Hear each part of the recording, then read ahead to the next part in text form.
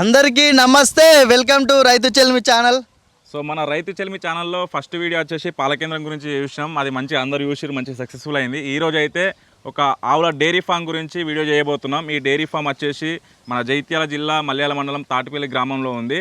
ఈ dairy farm కూడా చాలా విజయవంతంగా, అంటే ఒక 4 ఆవులతోనే మొదలై 40 ఆవులతో విజయవంతంగా నడిపిస్తున్నారు. ఆ ఆవుల యొక్క నిర్వహణ ఎట్లా జరుగుతుంది, వాటి యొక్క దానా గడ్డి వాళ్ళ యొక్క నిర్వహణ ఎట్లా ఉందో ఈ వీడియోలో పూర్తి వివరాలు తెలుసుకుందాం. ఏమంటావు తిరుమల్? తెలుసుకుందాం పదండి. చలో.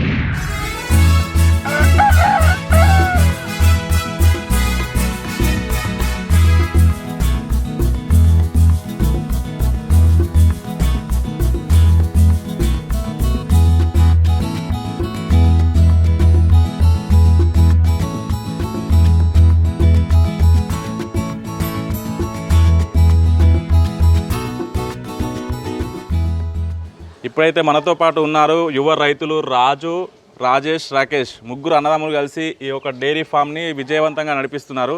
ఈ ఆవులు మరి ఎట్లా, వాళ్ళకు ఆలోచన ఎట్లా వచ్చింది, వాళ్ళు ఎట్లా స్టార్ట్ చేసారు, ఎన్ని కష్టాలు ఎదుర్కొన్నారు, ఏ విధంగా ఈ యొక్క డైరీ ఫామ్ని వాళ్ళు విజయవంతంగా రన్ చేస్తారో వాళ్ళని అడిగి తెలుసుకుందాం. నమస్తే అన్న. నమస్తే అన్న. మీ అందరినీ చూస్తే నాకు మంచి అనిపిస్తుంది. ఎందుకంటే ఇక ఒక బలం అన్నదమ్ములు కలిసి చేసుకోవడం అనేది చాలా తక్కువ. ఇప్పుడు మీరు ఇంత చిన్న ఏజ్లో ఇంత స్టార్ట్ చేసి ఇంత విజయవంతంగా నడిపిస్తారు కదా. సో ఈ యొక్క డైరీ ఫామ్ గురించి మన వాళ్ళకు చెప్పండి ఒకటి.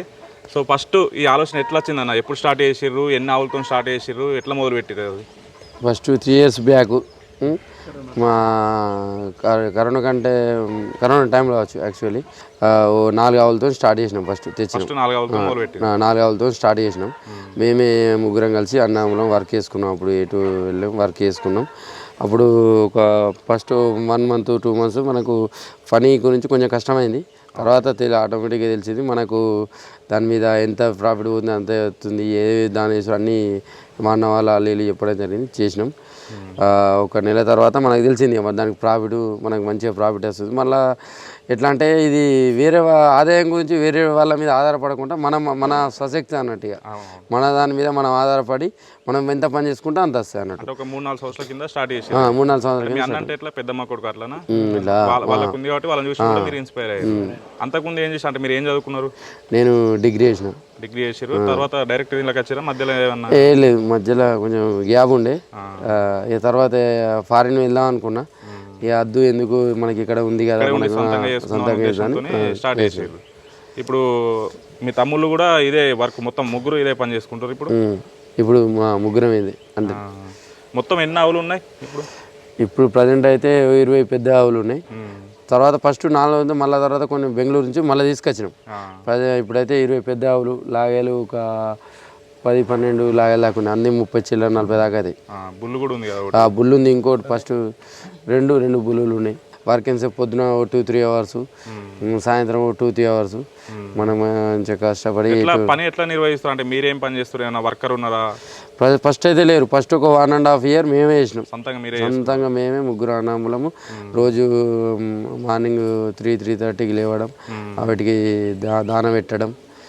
ఫస్ట్ దాన పెట్టి పాలు తీసి మళ్ళీ అవి పేడ తీసి కడిగి మళ్ళీ గడ్డి కోసి, గడ్డి కూడా ఇక్కడనే మాకు ఫస్ట్ ఒక 1 ఎకరం గడ్డి వేసినాం. తర్వాత మళ్ళీ ఆవులు పెంచిన కొద్దీ మళ్ళీ 1 ఎకరం 2 ఎకరాలు ఇక్కడ మాకు దగ్గరనే 7-8 ఎకరాల దాకా ల్యాండ్ దాకా ఉంది. ఇక మాకు అదే మంచిగా అందుబాటులో అయింది. ఇక మా గడ్డి కోసుకుంటా పట్టుకుంటూ వేసినాం. మళ్ళీ కొంచెం స్టార్టింగ్లో కొంచెం చిన్న ట్రబుల్స్ ఒకటి వచ్చినాయి. కానీ మనకు మా అన్న వాళ్ళు ఉన్నారు. మళ్ళీ డాక్టర్ కూడా ఒక రమేష్ అనేటి ఆయన ఉంటుండే. ఆయన చాలా మంచి అన్నిటికీ హెల్ప్ఫుల్గా ఉన్నాడు. మంచి హెల్ప్ఫుల్గా సపోర్ట్. హెచ్ఎఫ్ అన్నీ ఒకటే రకం. రాజన్న, ఇప్పుడు 40 ఆవులు ఉన్నాయి అంటారు. మరి వీటికి గడ్డి, దానా ఇవన్నీ ఎట్లా పెడుతుర్రు? ఏ గడ్డి వాడుతుర్రు? దానా ఏది పెడుతుర్రు? మీరే పని చేస్తారు, వర్కర్ ఏం పని చేస్తాడు? ఇదంతా ఒకసారి ఎక్స్ప్లెయిన్ చేయండి. ఇప్పుడు ప్రజెంట్ అయితే గడ్డి సూపర్ నేపియర్. అవి మేము ఇక్కడ చుప్పండి కంచి విత్తనాలు తెచ్చి అదే ఫస్ట్ స్టార్టింగ్లోనే ఫస్ట్ గడ్డి పెంచుకున్నాం. కట్టెలు తెచ్చి పెంచినాం. దాని ఏంటిది పల్లి, పెసరు, 4 రకాల దానం మక్క తర్వాత కొంచెం ఇక పెరిగినాక కొంచెం పెరిగిన కొద్దీ వర్కర్ పెట్టుకున్నాం. వర్కర్ పెట్టినా ఉన్నాడు. వర్కర్ ఏంటంటే ఇప్పుడు ఇక్కడనే ఉండి వర్క్ చేసుకుంటాడు కాబట్టి వాడు ఇటు వెళ్ళాడు, బీహార్ నుంచి వస్తాడు. సో మనం కదా మన వాళ్ళు దేశం పోయినట్టు వాళ్ళు ఇక్కడికి దేశం పోయినట్టే. సో మనం మార్నింగ్ వచ్చేసి గడ్డి కోసి చాప్ కట్టర్ ఉంది మనకు, చాప్ కట్టర్తో మిషన్ గడ్డి పట్టిస్తాం. అరిగడ్డి ప్లస్ పచ్చిగడ్డి మిక్స్ చేస్తాం. సో మిగతా పని అంతా వాడే, కడగడం కానీ వాటిని పాలు పిండడం కానీ సో పెండ తీయడం కానీ. ఇప్పుడు మీరు ముగ్గురు అన్నదమ్ములు ఉన్నారు కాబట్టి మీరు ఫస్ట్ మొత్తం మీరే చేసుకున్నారు. ఫస్ట్ మీరే చేసుకొని ఇప్పుడు ఒక వర్కరు ఆయన పాలు పిండడం కానీ శుభ్రం చేయడం కానీ అంతా చూసుకుంటారు. గడ్డి కట్ చేయడం, గడ్డి కోయడం ఇదంతా మీరు చూసుకుంటారు అన్నట్టు. ఇప్పుడు ఎన్ని లీటర్ల పాలు వస్తున్నాయి? ఇప్పుడు ప్రజెంట్ అయితే పూటకి 100 లీటర్లు వస్తాం. ఒక పూటకి రోజుకి 200 లీటర్లు. రోజుకి 200 లీటర్లు. పాలు కేంద్రంలో వస్తారా లేకపోతే కరీంనగర్ డైరీ ఇక్కడికి వస్తుంది. కరీంనగర్ డైరీ అటు వచ్చి ఇక్కడికే పాలు తీసుకొని వెళ్తుంది క్యాన్లు. అచ్చా.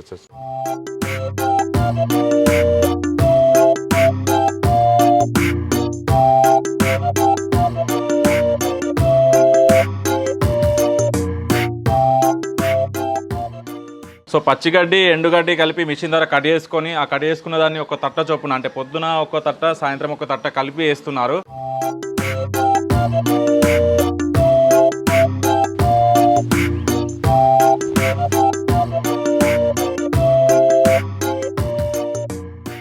గడ్డి 2 ఎకరాలలో సాగు చేస్తా అన్నారు కదా, సూపర్ నేపియర్ గడ్డి అని చెప్పారు. ఇది మరి ఎటువంటి మందులు వాడుతుర్రు, ఎట్లా పెంచుతుర్రు దీన్ని?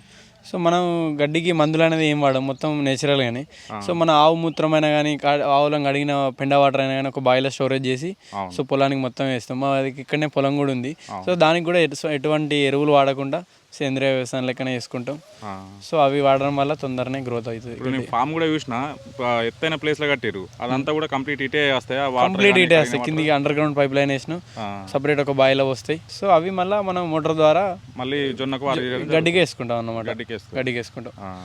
సో ఈ రైతులు అయితే సూపర్ నేపి అనే గడ్డిని 2 ఎకరాల విస్తీర్ణంలో వేసుకోవడం జరిగింది. అది అక్కడింత ఉండి ఫామ్కి కొంచెం దూరం ఇట్లా ట్రాక్టర్ మీద వేసుకొని వాటి దగ్గర తీసుకుపోయి మిషన్ ద్వారా కట్ చేసి ఆవులకు వేయడం జరుగుతుంది. ఆ ప్రాసెస్ను కూడా చూద్దాం.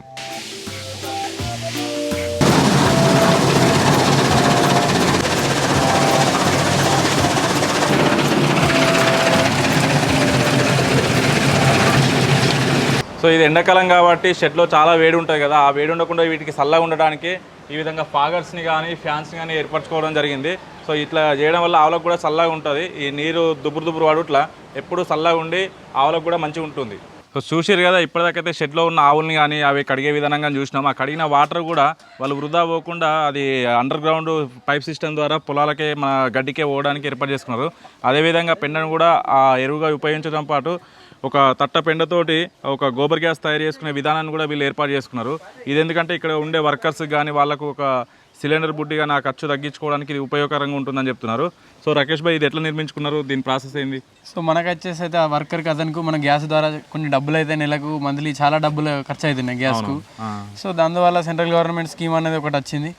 వాళ్ళే అన్ని ఫ్రీగానే మాకు ఇది సెంట్రల్ గవర్నమెంట్ స్కీమ్ ఉంది. ఇట్లా సెంట్రల్ గవర్నమెంట్ స్కీమ్ అనేది ఒకటి ఉంది. సో ఎవరు కావాలన్నా మనకు నెంబరు మొత్తం వాళ్ళే ఫ్రీగా కట్టించేస్తారు. మనం కొంచెం వాళ్ళకి హెల్ప్ఫుల్గా ఉన్నామంటే వాళ్ళే ఫ్రీగా కట్టించేస్తారు. ఇందులో మనం పెండ కలిపి వాటర్ తోటి మిక్స్ చేసి పోసామంటే ఇందులో పోతుంది. ఈ పైప్ ద్వారా మనకు అతను వర్కర్ అతను కిచెన్లోకి మనకు గ్యాస్ వంట వండుకోవడం కానీ దానికి యూజ్ చేసుకోవడం జరుగుతుంది. అన్నీ వాళ్ళే, సెంట్రల్ గవర్నమెంట్ వాళ్ళే ఇస్తారు. ఈవెన్ సిలిండర్ కూడా, స్టవ్ కూడా వాళ్ళే ఇస్తారు, పైపుతో సహా వాళ్ళే ఇచ్చారు మాకు. చూసారు కదా, ఏదైనా డైరీ ఫామ్ ఉన్న వాళ్ళకు సెంట్రల్ గవర్నమెంట్ స్కీమ్ ఉందట. ఇట్లా గోబర్ గ్యాస్ ఏర్పరచుకునే వాళ్ళే ఫ్రీగా కట్టించి ఇవ్వడం జరుగుతుంది. మనం కొద్దిగా వాళ్ళకు సహాయకంగా ఉంటే సరిపోతుందని చెప్తున్నారు. ఎవరైనా తెలియని వాళ్ళు ఉంటే వాళ్ళకి షేర్ చేయండి. డైరీ ఫామ్ ఉన్న వాళ్ళకు చాలా హెల్ప్ అవుతుంది. ఇప్పుడు సిలిండర్ బుడ్డి ఆ ఖర్చు అదంతా తప్పించుకోవచ్చు.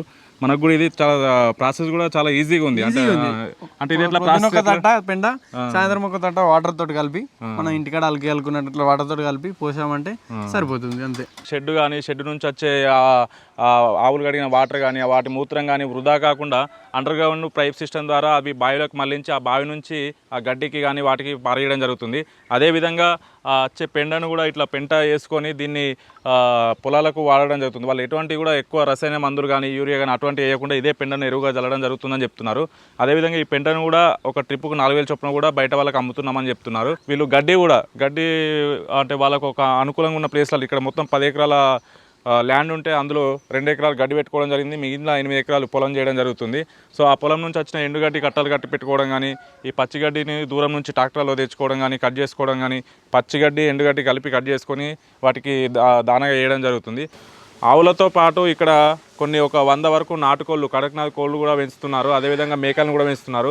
సో వాటిని ఏంటంటే ఇదే చుట్టుపక్కల ఓపెన్గా ఇడిచి పెడితే అవే తిరుగుతూ పెరుగుతున్నాయి. దీనివల్ల ఏంటంటే ఒక పాలతో పాటు అదనంగా ఆదాయం సంపాదించుకోవడానికి అవకాశం కూడా ఉన్నది. సో చూసిరు కదా, ఒక 4 ఆవులతో మొదలుపెట్టి ఇప్పుడు 40 ఆవుల వరకు పెంచుకున్న ముగ్గురు అన్నదమ్ములు చూస్తే చాలా ముచ్చటగా అనిపించింది. కానీ చూసేయడానికి ముచ్చటగా అనిపిస్తుంది, కానీ చేసేటోళ్ళకి ఆ కష్టము, దాని వెనుక ఉన్న శ్రమ, దాని వెనుక ఉన్న రిస్క్ అనేది ఏందనేది తెలుస్తుంది. వీళ్ళు ఏదంటే అన్నదమ్ములు అందరు కలిసికట్టుగా ఒక 1.5 ఇయర్ వాళ్ళే స్వతహాగా పని చేసుకుంటూ దినదినంగా దాన్ని వృద్ధి చేసుకుంటూ దాన్ని ఒక చూస్తే అన్నీ ఏది కూడా వృధా పోనిస్తలేదు. అక్కడ షెడ్ కడిగిన వాటర్ నుంచి పశువులు కడిగిన పేడ నీళ్ళు అవన్నీ కూడా బావిలోకి పోయేటట్టు అండర్ గ్రౌండ్ పైప్ లైన్ వేసుకున్నారు. అట్నే పేడ నుంచి గోబర్ గ్యాస్ తీసుకుంటున్నారు. అట్నే ఆ పేడ కూడా ఇతరులకు ఎరువు ద్వారా ఒక 4000 ట్రిప్లకి అమ్ముకుంటున్నారు. అట్నే నాటుకోళ్ళు, మేకలు ఇవన్నీ కూడా పెంచుకుంటూ ఓపెన్గా, అంటే ఇక్కడ వాళ్ళకి వ్యవసాయ భూమి ఉంది కాబట్టి ఓపెన్గా పెంచడం ద్వారా మంచి లాభాలు కూడా సైడ్ ఇన్కమ్ పొందుతున్నారు. అదేవిధంగా ఆవులు కూడా మంచిగా, అంటే వాటిని పొద్దున సాయంత్రం గడగడం కానీ, పొద్దున సాయంత్రం గడ్డి వేయడం కానీ ఇవన్నీ కూడా మంచి ఒకటే వర్కర్ని పెట్టుకున్నాడు. ఆ వర్కర్ ఏంటంటే అతను ఆ షెడ్ క్లీన్ చేయడం కానీ, పాలు విండడం కానీ, వాటికి దానా గడ్డి వేయడం కానీ అతని బాధ్యత.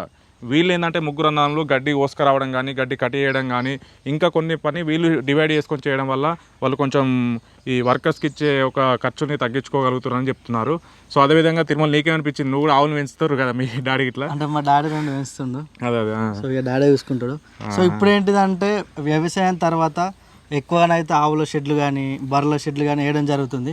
ఎందుకంటే వ్యవసాయం తర్వాతనైతే ఎక్కువ ఇప్పటికి చూస్తున్నప్పటి నుంచి అయితే ఇదే గ్రామంలో అయితే ఒక 10 నుంచి 12 షెడ్లు ఉన్నాయి ఆవులే. సో దీని పరంగా ఇన్కమ్ వస్తుంది కాబట్టి అలా అంతలంతలో వెళ్తున్నారు. అంటే వ్యవసాయంతో పాటు ఇది ఒక సైడ్ ఇన్కమ్ పెట్టుకొని ఇట్లా కూడా డెవలప్ కావచ్చని వాళ్ళు ముగ్గురు నిరూపిస్తున్నారు. సో అదేవిధంగా మన ప్రాంతంలో ఎవరన్నా ఇటువంటి ఒక డైరీ ఫార్మ్స్ కానీ ఏదన్నా కొత్త పద్ధతులలో వ్యవసాయం కానీ చేసినా మాకు కింద కామెంట్ చేయండి. ఇక్కడ నుంచి ఇక గ్యాప్ లేకుండా మన రైతు చెన్మిలో వీడియోలు వస్తూనే ఉంటాయి. Thank for watching this video. ఇప్పుడైతే ఈ వీడియోని లైక్ చేయండి, షేర్ చేయండి, సబ్స్క్రైబ్ చేయండి.